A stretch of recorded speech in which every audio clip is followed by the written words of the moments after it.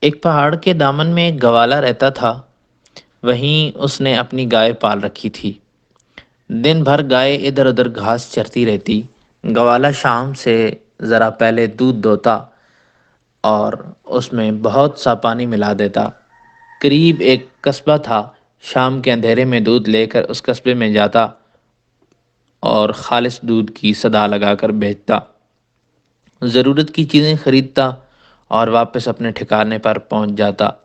دودھ کے گاہک اکثر شکایت کرتے کہ دودھ پتلا ہے، اس میں پانی نہ ملایا کرو، مگر گوالا ایک کان سے سنتا اور دوسرے سے اڑا دیتا۔ کہتا تو یہی کہتا، دودھ خشک تو ہوتا ہی نہیں، دودھ میں پانی کی ملاوٹ قدرتی امر ہے، میں پانی ملانے والا کون ہوں؟ اسی طرح ایک عرصہ گزر جاتا ہے، گوالے کے پاس بہت سا پیسہ روپیہ جمع ہو جاتا ہے اور اسے اپنی دولت مندی کا احساس ہونے لگا۔ وہ قصبے میں اکڑ اکڑ کر چلتا اور کسی کی شکایت پر کان نہ دھرتا۔ لالچ بڑھتی گئی، وہ دودھ میں پہلے سے زیادہ پانی ملانے لگا۔ گوالے کی بددیانتی پر قدرت کا قہر نازل ہونا شروع ہو گیا۔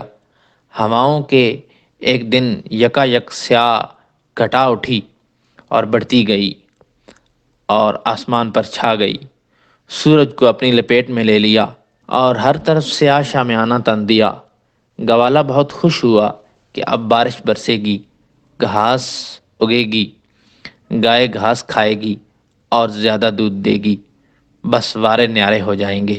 بادل گرجا، بجلی چمکی، بوندیں ٹپکیں اور موسم بارش والا ہونے لگا۔ اولے پڑنے لگے اور ہر طرف پانی ہی پانی ہو گیا۔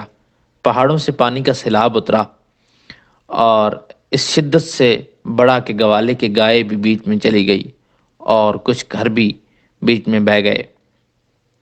گوالے کے پاس نہ گائے تھی اور نہ نقدی، پریشان تھا اور گھبراہٹ میں ہر شخص سے کہتا تھا، میں نے ایسا سیلاب نہ کبھی دیکھا تھا اور نہ سنا تھا، معلوم نہیں اتنا پانی کہاں سے آ گیا۔ ایک عقل مند انسان نے سنا تو کہا، یہ وہی پانی ہے جو تم دودھ میں ملایا کرتے تھے، خدا نے اسی پانی کو سیلاب بنا دیا اور تمہیں بے ایمانی اور بددیانتی کی سزا دی۔ نتیجہ، بددیانت اور بے ایمان کو سزا کے لیے ہمیشہ تیار رہنا چاہیے۔